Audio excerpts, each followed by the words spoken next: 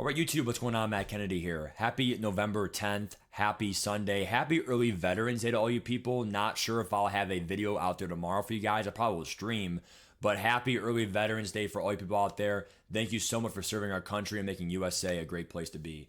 One thing I'll say really quick in the game is we were able to sell Deion Sanders. If you missed my great gameplay stream last night, go check it out. We won 8 games in a row.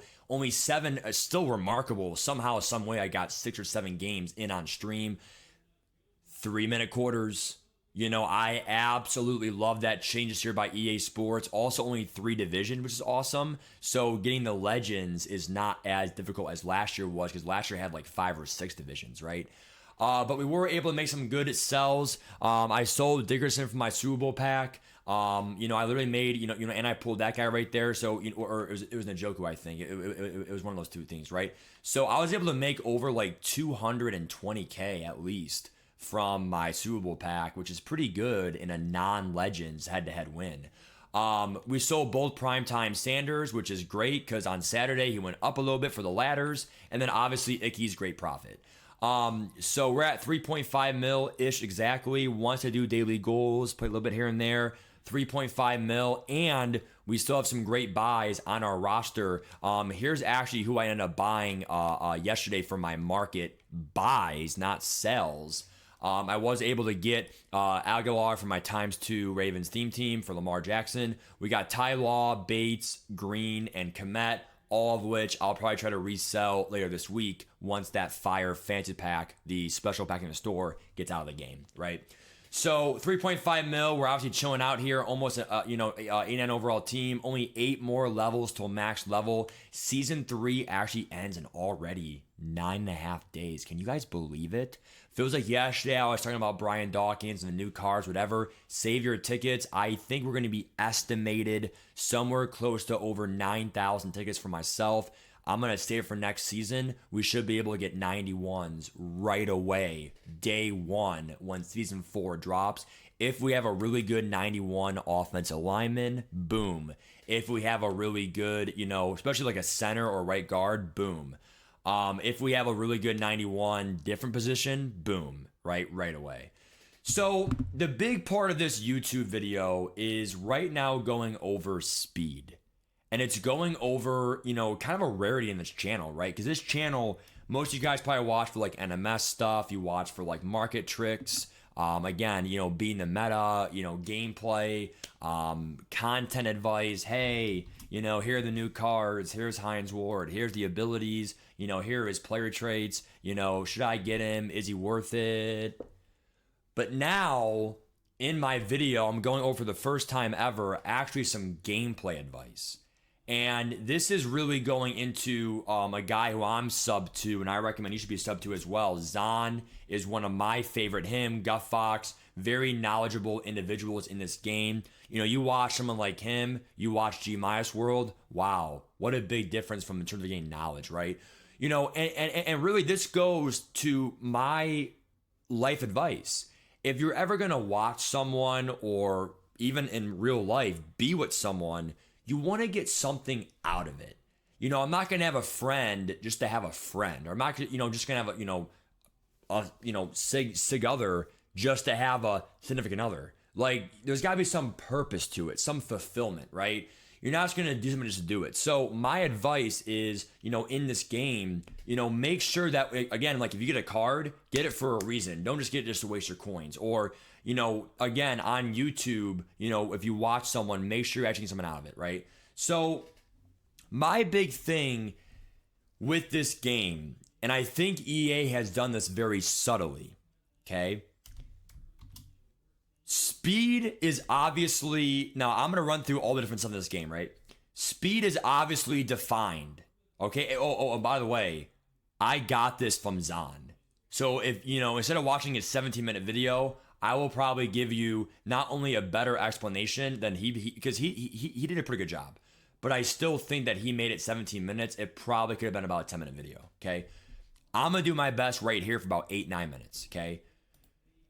So speed is obviously, if I'm running in a straight line, how fast are you, right? 40-yard dash, stuff like that, right? Acceleration is how quick are you to get to the top speed. So DNs, acceleration matters a lot. Anything that is behind the line of scrimmage, quarterbacks, DNs, even running backs, to get the acceleration to the outside to then take it to the house with the speed. Acceleration, again, running backs matters a lot. That's why Joe Mixon only has 87 excel. He's cheap, but not a good running back for that reason. Lamar Jackson, Pat Mahomes, they seem really fast because they have 92 plus excel, especially on theme teams. So that's acceleration. Agility matters a lot for like swift movement. So if I'm doing like a cut, that and COD, obviously, change of direction, those two go neck and neck, right? How fast are you to move swiftly from left to right? If a user on defense feels very stiff, they probably don't have good agility or COD. So users, DBs, and receivers, that matters the most, and running backs, but I would not say that matters at all on obviously defensive linemen or even really quarterbacks for that matter, unless you're trying to get really sticky with a quarterback. But more times than not, with how this game is very inconsistent, quarterbacks matter for speed for open lanes and to get some yards past the line of scrimmage. But let's be honest here, running with your quarterback, doing a spin and a juke with with a quarterback, unless you have trust and you can't fumble, you're probably going to fumble more. So be careful with quarterbacks with the agility and COD. But where this video comes cool is the running style. And this is something of why I love MUT GG, because they give every single player their own style. It goes short stride is the best. Then default is like your medium, and then long stride is the worst. And I'm gonna run through for you guys in this YouTube video when I would have each style. So default is really kind of a hybrid. At that point, you're not really having any advantage. Now, what is strides in running style? It really means how much ground do you cover when you actually run. Now, there have been studies done through Zahn and more of your labbing YouTubers out there who give you the insight you need in this game and all that stuff. The thing I'll say is the shorter stride players who are from 5'11 to about 6'1, and they have the short stride running style, are the glitchiest players in the game in terms of their movement. That is what's going to make the player feel faster. Now, you're going to notice Jalen Hyatt, unfortunately, even though he's 6 foot and he fits in that height range, they gave him a long stride and low agility to make sure that he can't move left and right as quickly. He is literally a streak player or bust. Now, is he good for drags? Obviously. Is he good for streaks? Obviously. But anything in between, even technically a small slant, his ability to move direction is not going to be as good as the short stride players. Now, you're going to see, some of the better players in the entire league, some of the shorter safeties, now Ed Reed, I'm very shocked that at a 5'11 and one of the elite DBs, they did not give him a short stride, because every single time that I play with him, I literally feel like he is one of the most swift players to ever play this game. Even though he's 5'11, I don't give a crap. He literally is so good in this game and stuff like that. So my point advice to you is, if you ever have a time when a player feels slow, especially Randy Moss, a big reason why Randy Moss feels a little bit slow is agility 87 is not that bad, especially on theme teams 88. But let's say no theme team, right? It's the long strides. So anything that he does, like a post route or in routes, or any route that like takes a break, that's like a non-streak, non-drag, we just kind of go. His strides are literally going to be long. So when he does that in route, it's not crisp enough like a short stride would. And it's tougher to get separation. And this goes back to last year. Remember the knockout KOs? people said avoid these 6'4 plus receivers because literally not only are they tougher against man coverage breaks because they just have too big of strides, but also the KOs have a bigger radius against tall receivers to touch their body. They're touched, the ball pops out.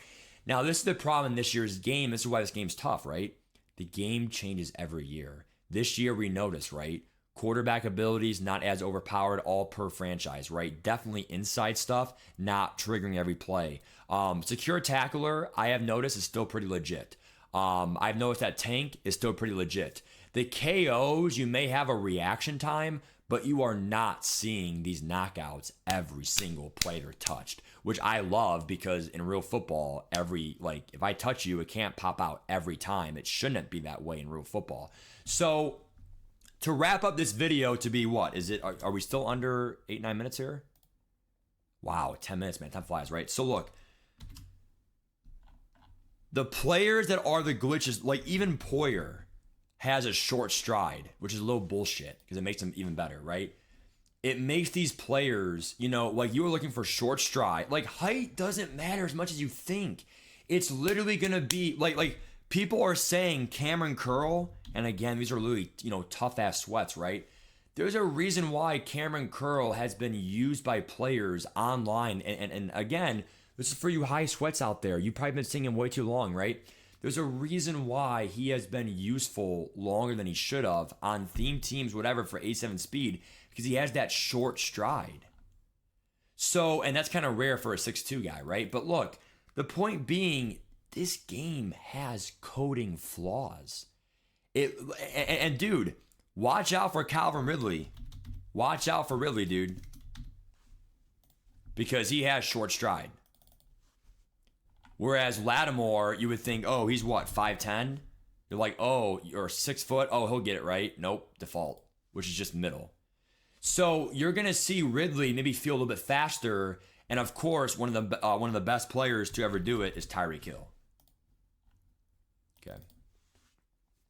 So those Hill just seems so fast because he literally has that animation where when he does those cuts against man coverage, he has the advantage of more steps, which means he can get that extra underneath cut to get that separation. Now, to end the video doesn't mean height means nothing. It doesn't mean that long stride sucks completely. It's just when it comes time to these medium routes and some of these like short out routes or short in routes or, things like that, like you're gonna want obviously a shorter stride player. And in terms of movement side to side, short stride has the advantage, which side to side matters. It's not all about vertical. Vertical is going to be long stride advantage by a mile. So Moss on deep routes is still insane. Long stride, if you have a one-step advantage or a go route, they're going to have an advantage, clearly. In open field, making an open field tackle, he has a longer stride to the end zone, advantage. But what I'm trying to say, though, is especially defensively, when you try to get those, man coverage corners had that step, advantage, those short strides really matter. Longer video, but better quality. Take care.